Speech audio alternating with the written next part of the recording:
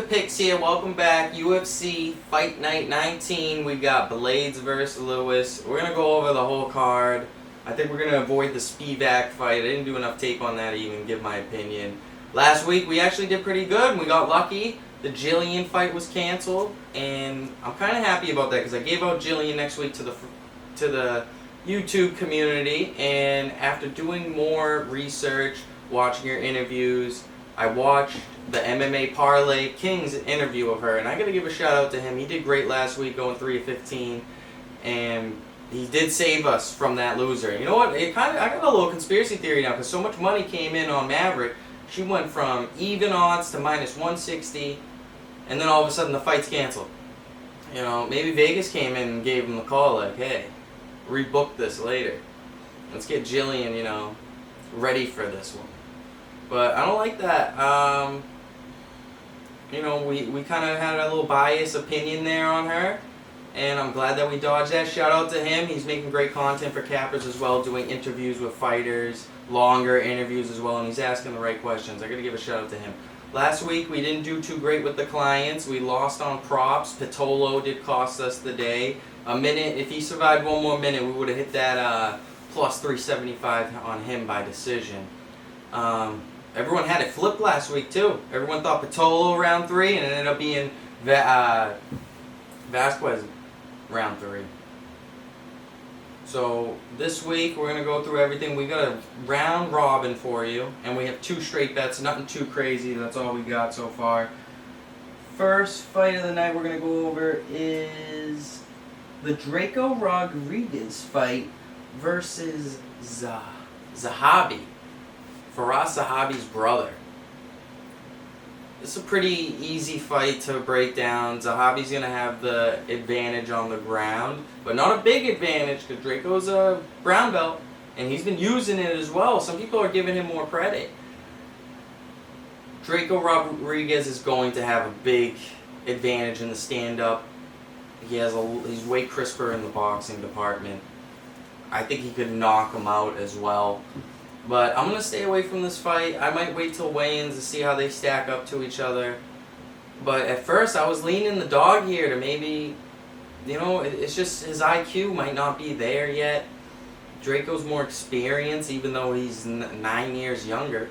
But I'm going to stay away from this fight. I think it's capped well. I wouldn't even mind. Gun to my head, I'm going to take Draco just because of the boxing. And I think he could hang with Zahavi on the ground as well. But he's sneaky. He's sneaky. Next fight is Chase Skelly versus Jamal Emmers. Everyone I hear is taking Jamal. I don't hear too many people taking Chase Skelly. Not a bad. It's just neither. Jamal Emmers. It's hard to trust him, you know. He's definitely gonna be better in the boxing department on this fight, but no bet here for me. It's too many questions. Gun to my head, I'm going to take Jamal Emmers, but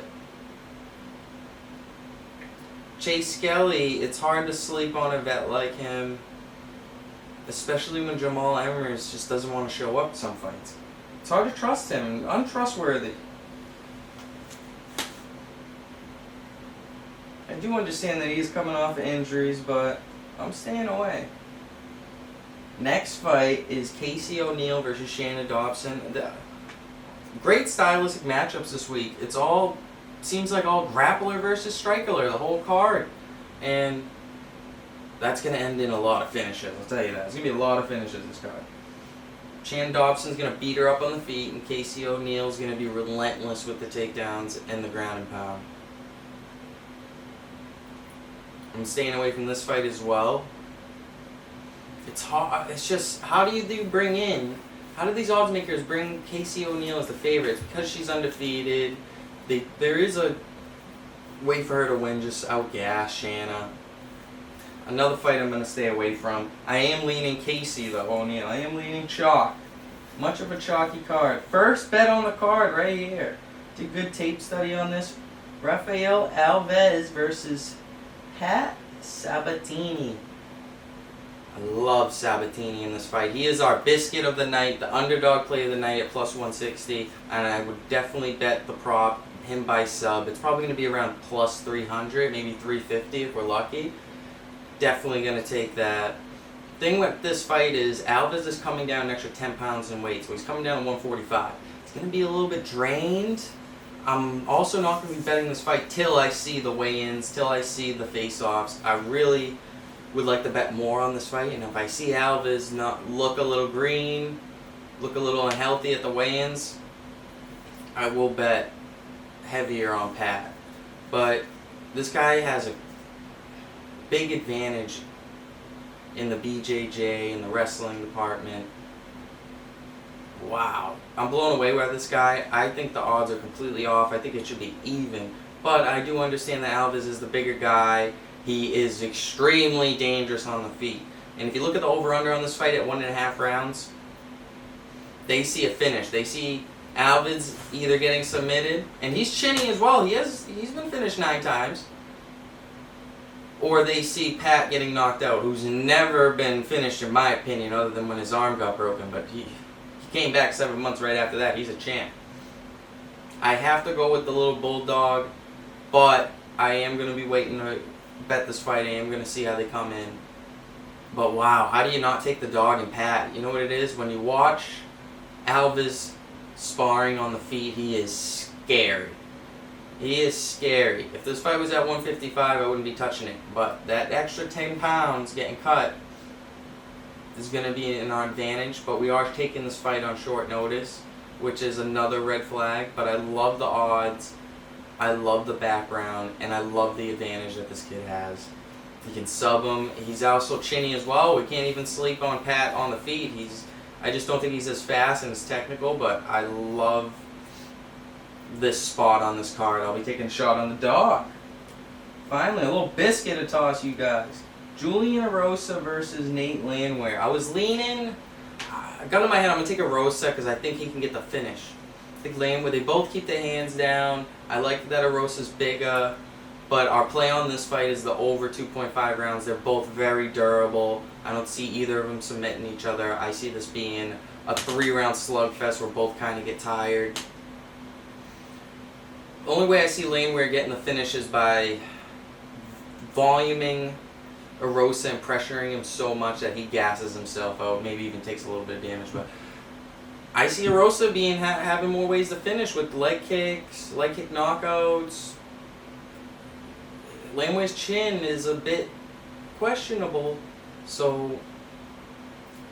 but I love the durability I've seen beforehand, so I'm going to take the over. Happily.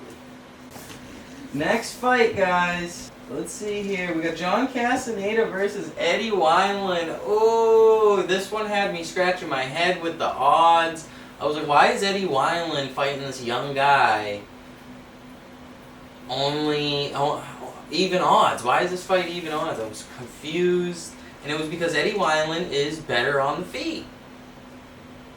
I think he could stop the takedowns from Castaneda. He's quick, but Castaneda could hit him with that punch. And here's another question that I'm worried about. This is why I'm not betting the fight. I'll take a look at the weigh-in, see how they're looking. But here's the thing. Eddie Weiland, after that KO by Sean O'Malley, how do you even continue a career after that? How do you continue? I heard that he woke up from that fight and he didn't even remember who he was fighting, where he was, his last fight camp. How are you supposed to trust someone like that? And that was 8 months ago. He might have permanent brain damage from that fight.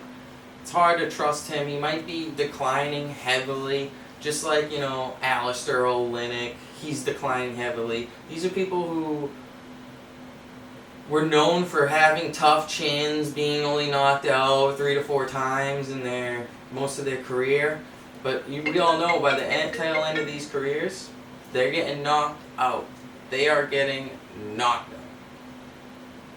So on that fight, I'm torn. It's just, I feel like Eddie Weiland could pull it out. He's one of the older guys on this card who's actually kind of predicted the win, who has even odds.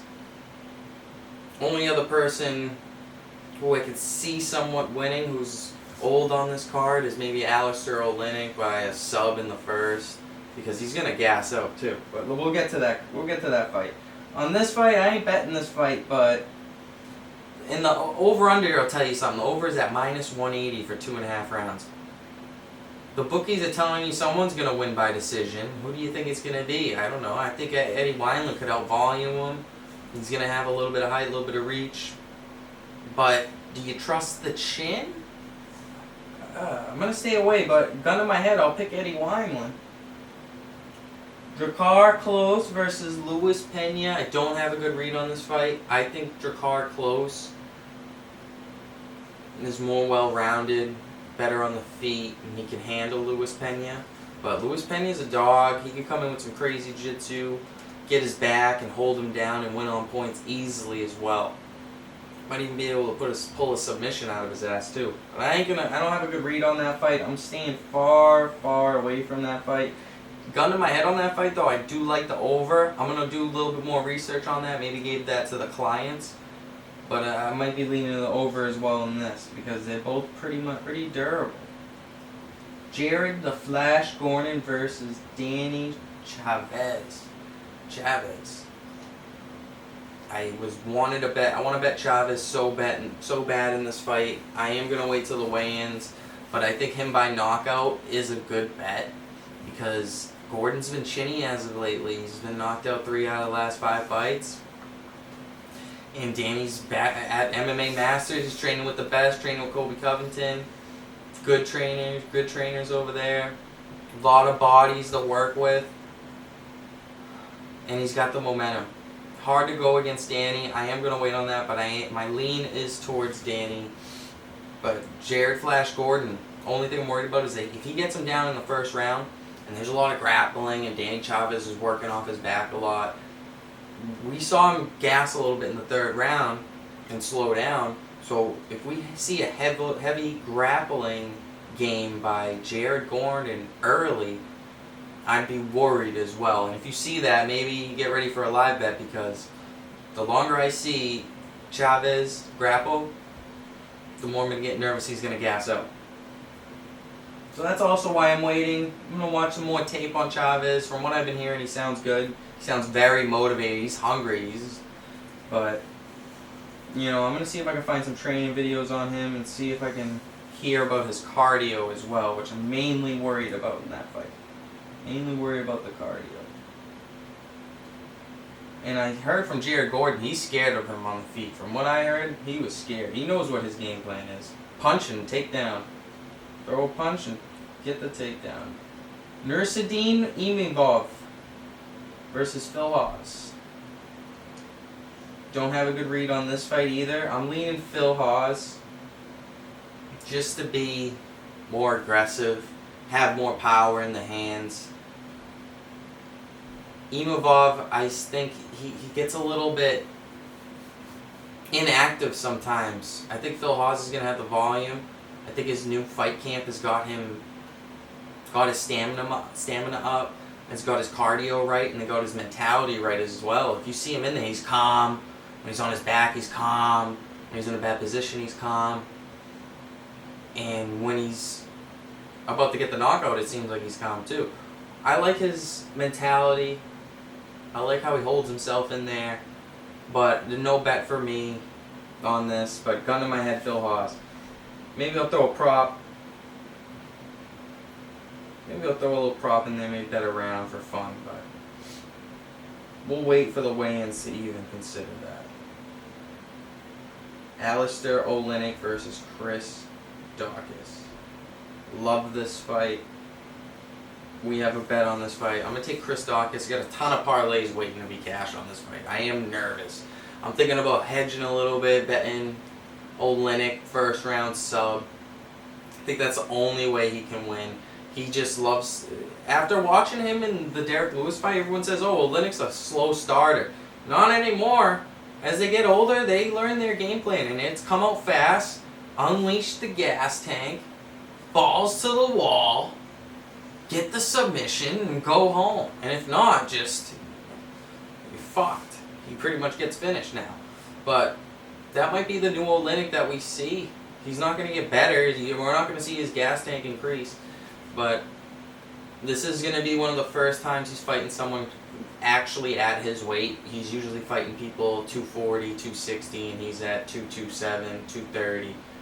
So that's in his favor. I am worried about this fight. Early money came in on Olynyk. Money coming back in on Dawkins. It seems like the odds told me they were baiting people in on Olynyk because he is a vet. Chris Dawkins is untested, and this is his biggest test to date. But I know if he can just survive that first round, he's going to be golden. I know his cardio is untested as well, but I'm going to trust it. I'm going to trust the younger guys' cardio rather than the older guys after one round, you know what I mean? So I'm going to stick there. Chris Dawkins by knockout. I love a straight bet on him, but he's going to be a leg in our round robin parlay piece. Next fight is Tom Aspinall versus Andre Arlovski. I knew he was going to win his last fight. You know, he was just due. I don't like him in this fight just to the pure point that Tom Aspinall is bigger. Arlovski struggles with guys that are taller, got more range on him. This is an easy, clear winning pick for us. Not too much to look at because Arlovski's not, what's the word I'm looking for, aggressive enough. If he fought how he used to fight, when he was aggressive and he could take a punch, yeah, I'd back up Arlovski, but he can't. He knows that too. He fights on the back foot now. Likes to fight on the outside. He likes to point fight because he knows he can't do it anymore. He can't hang in there with the killers anymore. He can't be going out there head hunting because his head's always getting hunted. So Tom Aspinall is the second leg in our round robin. If you don't know what a round robin is, when you pick 3 or more fights and you parlay 2 or 3 of them in a giant auction. So we're going to do Tom Aspinall, Chris Dawkins, and the last play is Curtis Blaydes. Not much to be said there. Pretty easy cut pick. Blaydes is going to take him down. Not going to give any props. We're so cold on props in the main events. So only thing I would bet in that fight other than Curtis Blaydes is maybe just as a hedge.